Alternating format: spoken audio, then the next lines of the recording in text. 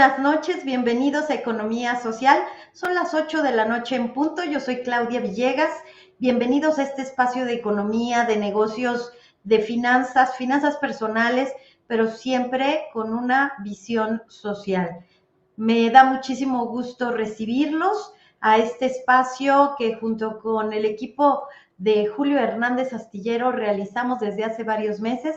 Soy Claudia Villegas, directora de la revista Fortuna, y antes de comenzar quiero felicitar a todo el equipo de Julio Hernández por 300 millones de visitas en YouTube. Se dice fácil, pero es un esfuerzo impresionante. Felicidades a su equipo.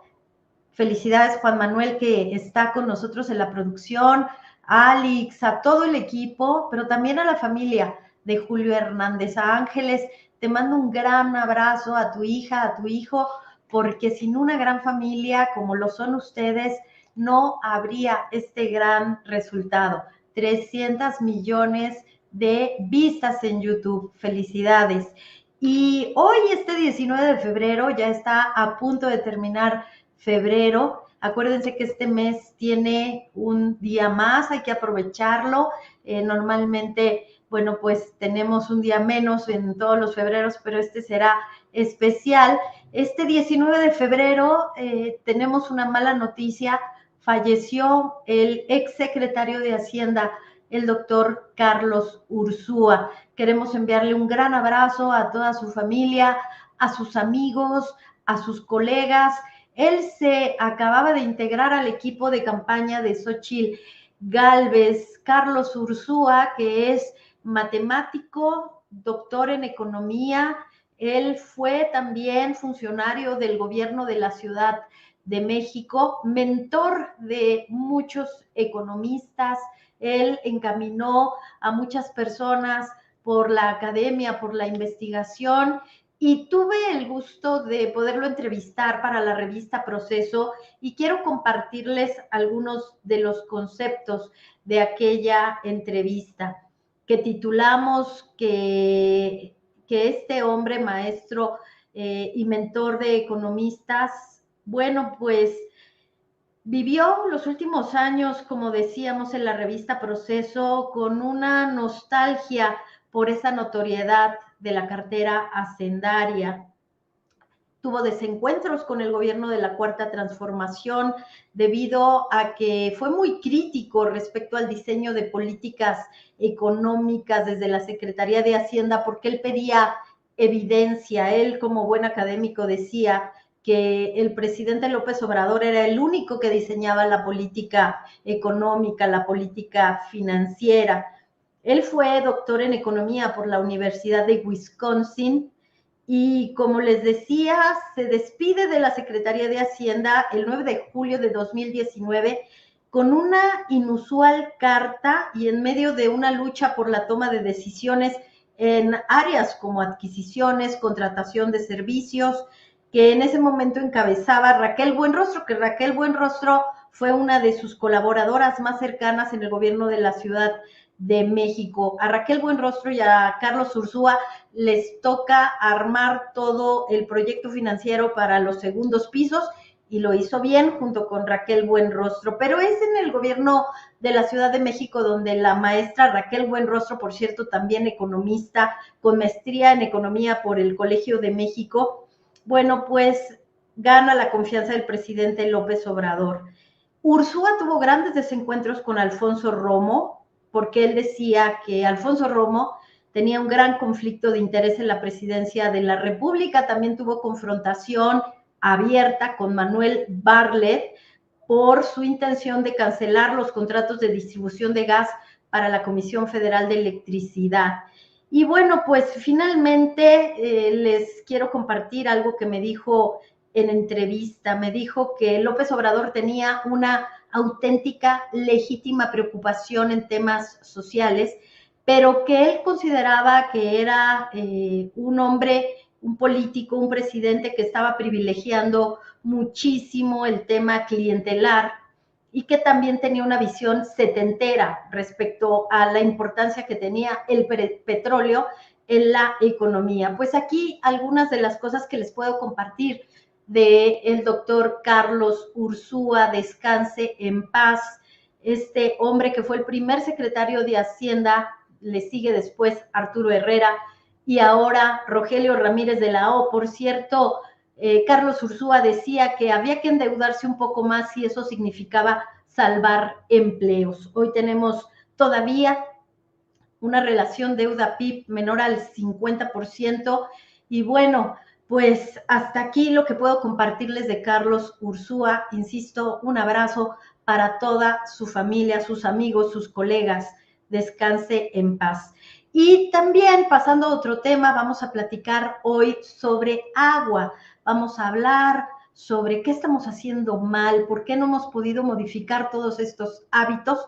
Pero antes de pasar a nuestras entrevistas y a presentar como se debe a nuestros invitados, quiero saludar a todos los que nos acompañan: Anthony Batista, Gerardo Alberto González, Octavio González, Rosendo Vergara, Cirildo Casas, Maya, Antonio Batista, el Jaguar Maya en Querétaro. Gracias por sus likes. Ojalá nos puedan recomendar ahorita que vamos a empezar las entrevistas.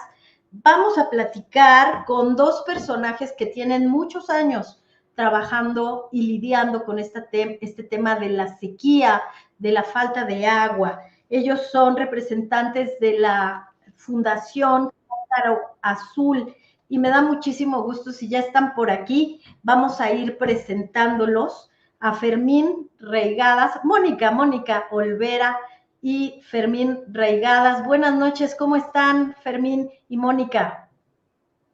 Muy buenas noches, Claudia. Muy contento de estar de regreso aquí a Economía Social. Muchas gracias, Fermín y Mónica. Vamos a presentarlos debidamente, querida Mónica, para que nuestros amigos sepan con quién estamos platicando. Voy a pedir a la producción que nos desplieguen, por favor, sus perfiles. Mónica Olvera Molina, directora de Estrategias de Cambio Sistémico e Incidencia, es doctora en Geografía por la UNAM. En la última década, Mónica, has coordinado y generado la estrategia de proyectos de incidencia con perspectiva de género en la materia del agua, desde donde has impulsado articulaciones entre organismos de la sociedad civil, la academia, representantes legislativos para impulsar acciones a favor de reducir esa brecha de desigualdad en el acceso del agua. Allá en Chiapas ya nos has platicado, Mónica, todo lo que estás haciendo junto con Fermín, junto con todo el equipo de Cántaro Azul. Bienvenida, Mónica, aquí a Economía Social. Muchas gracias por la bienvenida y es un gusto compartir el espacio. Muchas gracias, querida Mónica. Y también el doctor Fermín Reigadas Robles, director y cofundador de Cántaro Azul. Él estudió física en la UNAM, así como una maestría y un doctorado interdisciplinario en el Grupo de Energía y Recursos de la Universidad de California en Berkeley. Durante sus estudios lideraste el desarrollo del primer sistema de desinfección de agua con luz ultravioleta diseñado para hogares rurales, realizando una amplia evaluación sobre su impacto en campo. Querido Fermín, gracias por estar aquí, porque necesitamos que nos ayuden los dos a entender qué estamos haciendo mal y qué podemos hacer ahora que la UNAM nos dice que llevamos 3 años de sequía. Llovió poquito acá en la Ciudad de México hace algunos días, pero pues una golondrina no hace verano. Y yo veo aquí a mucha gente en la Ciudad de México, les cuento, recuperando el agua de la regadera, cerrándole a la llave, tratando de gastar menos agua. ¿Qué podemos hacer para enfrentar esta crisis que nos va a llegar, nos dicen en abril, querido Fermín? Si quieres, comenzamos contigo. Bueno, Claudia, sí, pues yo creo que también estamos es una etapa difícil en términos de la sequía y normalmente queremos tener como una solución inmediata, ¿no? Pero me parece que es importante reconocer que la crisis en la que nos encontramos es una crisis que se ha venido creando tanto por el crecimiento de la población bajo un modelo económico neoliberal que conectó mucho con cómo gestionamos el agua en el país. Es decir, la Ley de Aguas Nacionales y la Comisión Nacional del Agua fueron creadas en un momento donde el mundo y México le apostaron a una perspectiva neoliberal. Digamos, no todo el mundo, pero quienes estaban en el poder le apostaron a ese modelo. Y es, pues ya más de 30 años de este sistema han generado las crisis que nos encontramos ahora. Definitivamente hay periodos normales en los que hay mayor precipitación, otros en los que hay más sequía, pero los efectos que vemos, que son los que nos duelen cuando el agua no llega a la casa, son más que estar creados por la sequía, creados por la forma en la que gestionamos el agua. Y en este periodo, que va a ser difícil y que no tendremos como una varita mágica para resolverlo de la noche a la mañana, es muy importante que esté en nuestras conversaciones el tema del agua, ya que es un momento político en el que se tienen que definir posturas políticas para ver cómo vamos a gestionar el agua en los siguientes años y cómo está en nuestras manos, y mucho en gran parte en este proceso de elecciones, está en nuestras manos si seguimos con un modelo de gestión del agua como el de ahora, tratando de poner algunos parches, o si exigimos y pedimos y nos movilizamos para por fin lograr que este modelo, reconocer que este modelo nos ha llevado a esta crisis y que necesitamos que termine de existir este modelo y que emerjan nuevos paradigmas. Y no me refiero entre la postura de una candidata o de otra, sino de si el tema del agua logra estar en la agenda política y de qué forma logra estar. Si continuamos posicionando el tema del agua, tanto quienes están buscando espacios políticos como la población, seguimos aceptando un discurso muy básico no, pues unas promesas vacías de que habrá agua, de que no habrá un costo por el agua, y de que está bien no saber cuál es la calidad del agua que nos brinda los sistemas, por ejemplo, pues continuaremos en un mecanismo muy parecido al que estamos. Pero si empezamos a pedir cosas como compromisos por la transparencia en la información de cómo se gestiona el agua, de cuál es la calidad del agua, y de crear nuevos mecanismos con una mayor participación de la ciudadanía desde la base de los barrios, de las comunidades, en donde realmente se conozca cuál es la problemática y cuáles son las soluciones. Si no hacemos ese cambio, pues vamos a seguir por este mismo camino. Pero hay formas de hacerlo y de que entre en la agenda política el agua con una perspectiva de derechos humanos, con una perspectiva de transparencia, con una perspectiva de gestionar los recursos hídricos con equidad, con sustentabilidad y de una forma integral. Entonces creo que eso es pues no hay una solución, ha sido una varita mágica de cómo hacerle para que no nos pegue la sequía. Ya nos pegó, la sequía nos va a pegar, no podemos cambiar las cosas en cuestión de semanas, pero sí podemos, y está en nuestras manos, en este periodo, lograr que exista un cambio en los planteamientos políticos y, por lo tanto, una transformación real del sistema hídrico en nuestro país. Muchas gracias, Fermín. Mónica, se ha propuesto incluso un cambio constitucional, pero la ley de aguas nacionales no termina por definirse y, como decía Fermín, estamos en medio de un periodo político. ¿Qué hace falta para que el tema del agua se transforme en un tema de urgente y necesaria resolución? ¿Qué necesitamos hacer, Mónica? Bueno, me gustaría apuntar que pues varios especialistas consideran que este es el momento uno de los momentos más importantes para poner el tema en la agenda política, en la agenda pública, como lo ha mencionado Fermín, puesto que a veces parece que solamente respondemos cuando apuntalamos o cuando estamos en situaciones como la que ahorita se advierte para la Ciudad de México. Sin embargo, también, como mencionaba Fermín, esta es una crisis que se ha venido gestando, de la que se ha advertido desde hace muchas décadas. O sea, no es el primer llamado desde la sociedad civil o desde los expertos o desde los propios movimientos sociales que se ha hecho en relación a que se atienda esta crisis.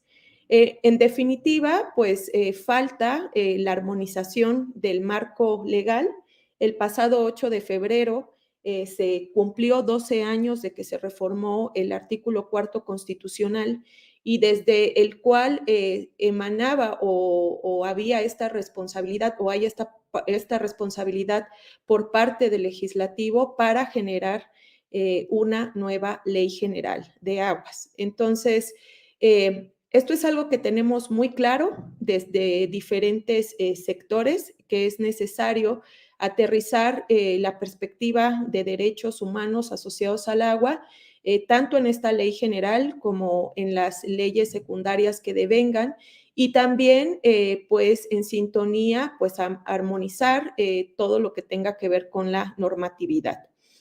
¿Qué otra cuestión es importante a resaltar?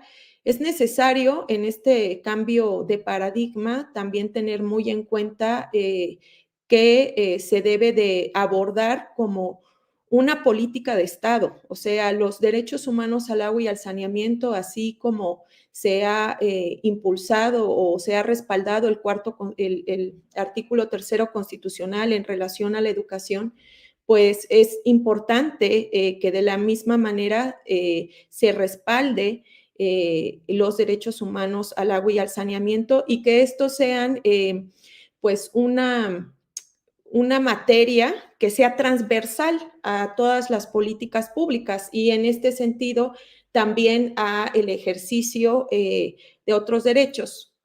Para ejemplificar, pues tenemos que hablar de esta cuestión, por ejemplo, en los planes de estudio, ¿no? Desde el nivel preescolar hasta las universidades, o sea, prepararnos ante el momento actual, que no es el mismo de hace 40 años, desde cuando se venía advirtiendo esta crisis, porque ahorita, como lo han comentado, sí es la sequía, ¿no? Pero también, pues hay un contexto de cambio climático, de mayor contaminación, es decir, cada vez la crisis se profundiza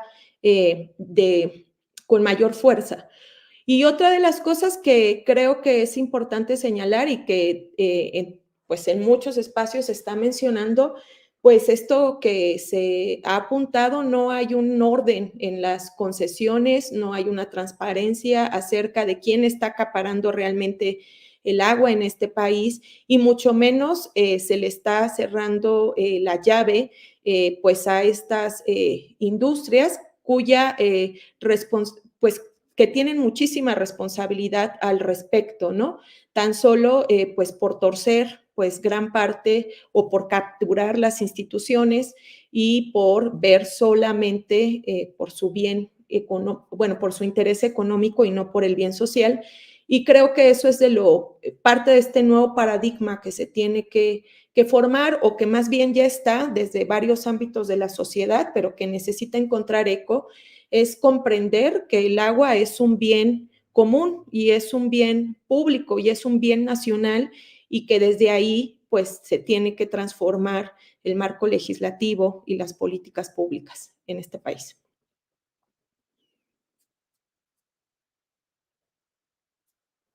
Cambio. Gracias, Mónica. Es que a veces los perritos pasan y ladran, por eso lo apago. Mónica, Fermín, gracias. Fermín, si pudiéramos de alguna manera seleccionar una legislación, un marco regulatorio de algún país que lo esté haciendo bien en materia de gestión de recursos hídricos, ¿qué ejemplo podríamos encontrar? Sí, Claudio, pues creo que esa es una pregunta muy importante. Generalmente hemos visto y hemos utilizado en México o nos han forzado a utilizar modelos más del norte, o sea, de Estados Unidos, de Canadá, de Europa. Y esos, gran parte pues de la lógica de la gestión del agua de México viene sobre la gestión de cuencas y es un modelo, por ejemplo, que viene de Francia y que pues tiene sentido en Francia y en Francia funciona. Sin embargo, hemos obviado los aprendizajes que podríamos tener de naciones en América Latina, que son mucho más parecidas a México, que ofrecen contextos tanto climáticos como sociales, institucionales y económicos más relevantes a nuestro país. Entonces, definitivamente yo voltearía a ver hacia el sur, vería países como Ecuador, como Colombia, que tienen condiciones económicas similares o de menos recursos que México, y sin embargo hay como una mayor honestidad en la gestión del agua. Es decir, se ven menos obras que parecen así faraónicas, muy grandes, espectaculares, ¿no? Donde se invierten, en el caso de México, miles de millones de pesos, pero que no sirven. Y allá no se ve tanto esa como ganas de hacer las cosas tan con una pantalla, ¿no? O sea, como que si la pantalla es lo que es importante, aparece aquí. Y allá con menos recursos se hacen obras básicas en donde pues uno puede llegar a una ciudad como Medellín, o como Cuenca, Medellín en Colombia, Cuenca en Ecuador, y tomar el agua de la llave, y es agua de buena calidad. Son ciudades que saben que necesitan proteger las fuentes del agua, entonces han creado reservas en donde se logra que, que los ecosistemas del agua estén saludables y entonces nos puedan beneficiar, ¿no? Con su regulación tanto en la calidad como en la cantidad. Y entonces hay esta visión amplia desde el origen del agua, su gestión, cómo pasa por la ciudad, cómo es utilizada, cómo es distribuida, con mayor equidad, con una perspectiva de salud pública, logrando que sea agua de muy buena calidad, y cómo hay también esta responsabilidad de tratar las aguas residuales y regresarlas a los ecosistemas con buena calidad. Y eso lo vemos tanto en las leyes como en las instituciones creadas en países como Ecuador y Colombia. Y estoy mencionando los que he visto de manera directa, hemos estudiado y que hemos utilizado y adaptado modelos de allá para ponerlos en marcha, en particular en contextos rurales de Chiapas con mucho éxito. Entonces yo invitaría a eso, específicamente, por ejemplo, ahorita estamos viendo, o sea, venimos como de la crisis de calidad de agua en la región de la Laguna, después la crisis en la sequía en Monterrey, ahora la crisis en el Valle de México. Y las comunidades rurales, el sur, también centro del país, pero definitivamente en el sur, sureste del país, están en condiciones mucho más graves. O sea, puede ser que en estos estados llueva más que en las otras regiones que he mencionado, pero aquí la gente tiene mucho menos agua y estoy hablando de Chiapas en general, no nada más las comunidades remotas, también la misma ciudad, la gente tiene mucho menos agua en sus casas que en los periodos de sequía por los que pasó Monterrey o en lo que se ve en la Ciudad de México. Entonces, creemos pues que es muy importante también que exista, o sea, que México en estos modelos que busque, pues logre también poner la atención a donde más se requiere, y ahí la perspectiva de aterrizar el derecho humano al agua y al saneamiento y la gestión equitativa y sustentable, estos dos grandes conceptos que fueron reformados en el 2012 en la Constitución, pues es fundamental que los aterricemos en ley, que veamos cómo le hicieron estos otros países de América Latina, que tomemos esas experiencias y las apliquemos. En Ecuador vemos, por ejemplo, el reconocimiento constitucional a la gestión comunitaria del agua. O sea, si un país como México va a ignorar la gestión del agua en las comunidades, que es lo que ha hecho durante más de 30 años que se le atribuyó esta responsabilidad a los municipios, pues si no lo va a llevar a cabo directamente el Estado, a través del ayuntamiento, pues que reconozca la gestión comunitaria del agua y la integre dentro de políticas públicas, y la fortalezca, y así pueda lograr llegar a una cuarta parte de su población, que es la que se encuentra con mayor marginación y que normalmente no salen las noticias y no nos enteramos pues de que esta crisis ya tiene décadas, ¿no? Sucediendo diario a lo largo y ancho del centro y sur del país. Fermín, cuando te pregunté sobre algún modelo, te juro que no esperaba que me dijeras Ecuador o que me dijeras Costa Rica. Me sorprende gratamente porque entonces pensamos, y paso con la última pregunta, querida Mónica, no sin antes agradecerles que se hayan conectado y que nos volvamos a conectar en breve. Entonces, Mónica, no es una cuestión de recursos, parece ser una cuestión de administración, de gestión, de reconocer a las comunidades. Y esto que decía Fermín, qué importante es la gestión comunitaria del agua, Mónica. Sí, definitivamente, varios de los análisis apuntan y también desde la percepción de la propia población que esto se trata de una crisis de gestión del agua, ¿no?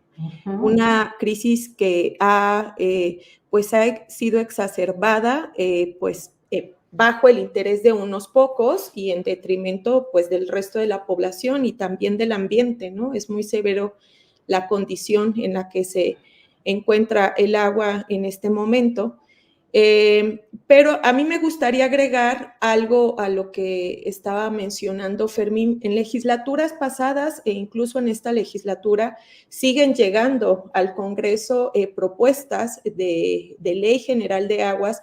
Ha sido una discusión que desde que se reformó el artículo 4º constitucional se ha dado de manera amplia desde las organizaciones de sociedad civil, los movimientos y la academia. Han existido diferentes espacios en los que se ha convenido cuáles son los principales consensos entre estas diferentes propuestas y que son necesarios que escuchen y que se lleve a la legislación. Entonces, no es que también estemos en este momento sin nada, o sea, ya tenemos un camino muy recorrido acerca de la discusión del tipo de legislación que requerimos y sin embargo, algunos dicen que es falta de voluntad política, algunos otros porque el cambio de legislación implica que se pisen muchos intereses. Sin embargo, yo también considero que es una falta de visión acerca de hacia dónde debe ir el país en relación a esta garantía, puesto que la garantía de los derechos humanos, puesto que el agua es base para ello, ¿no? Entonces, y honestamente creo que esto ya lo he compartido en otro momento, si la Ley General de Aguas hubiera sido una de las legislaciones que hubieran pasado durante este sexenio, creo que mucha de la población, sobre todo la población en mayor condición de vulnerabilidad, hubiera impulsado muchos de los de los cambios de gobierno que se esperaban, ¿no? De la transformación o de la tal mencionada transformación, porque es un tema muy sensible y es un tema a partir del cual la sociedad está dispuesta a movilizarse y que se ha movilizado. Y en ese sentido, para mí es muy sorprendente, o nos es muy sorprendente que en realidad los tomadores de decisión y el gobierno en general no haya tenido ni la apertura ni la valentía para escuchar y llevar reformas acorde, ¿no? Y sobre todo, es una gran deuda la que el gobierno tiene actualmente, el gobierno que está saliendo con la ciudadanía, y está perdiendo de vista que este es el motor, es uno de los motores, uno de los pilares realmente para la transformación social.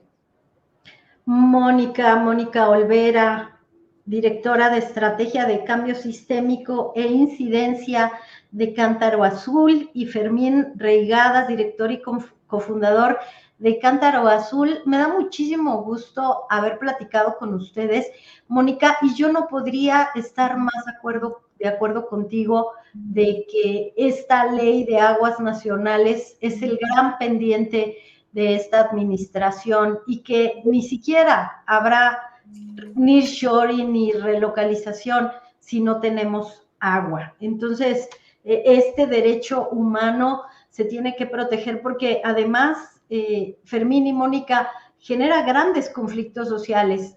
Más allá del tema político, más allá de la coyuntura, el no tener agua, y está demostrado, le genera grandes problemas a las comunidades. Entonces, un comentario final rapidísimo para despedirnos. Adelante, Fermín. No, bueno, pues pedir que en este periodo pongamos atención al tema del agua, que busquemos que no quedarnos en estas como discursos nada más políticos y que siguen replicándose como con un fatalismo que entonces nos lleva a decir, pues las grandes obras es lo que va a venir a a salvar las cosas, porque eso solamente va a profundizarnos más, Ujú. sino pedir cosas como transparencia en la información de la calidad del agua, de la gestión del agua, equidad en la administración del agua. O sea, la economía también ha padecido directamente porque los derechos del agua, o sea, las concesiones, solamente están a la mano de quienes tienen influencias políticas o económicas, y eso hace que se reduzca también la competitividad. Es decir, nuevas empresas es mucho más difícil que entren y tengan acceso a servicios de agua que las que ya han acaparado esos recursos. Entonces, es algo que nos toca desde lo social hasta lo económico, y pues es algo que hay que transformar, y para transformarlo no podemos nada más echar los modelos de antes, las lógicas de antes, y sí se necesita este cambio profundo. Más adelante me encantaría poder platicar un poco más sobre las concesiones, y también cómo la falta de inversión de la Conagua en monitoreo, en supervisiones, ha hecho que justo se cree todo este acaparamiento y esta escasez producida por una mala gestión del agua.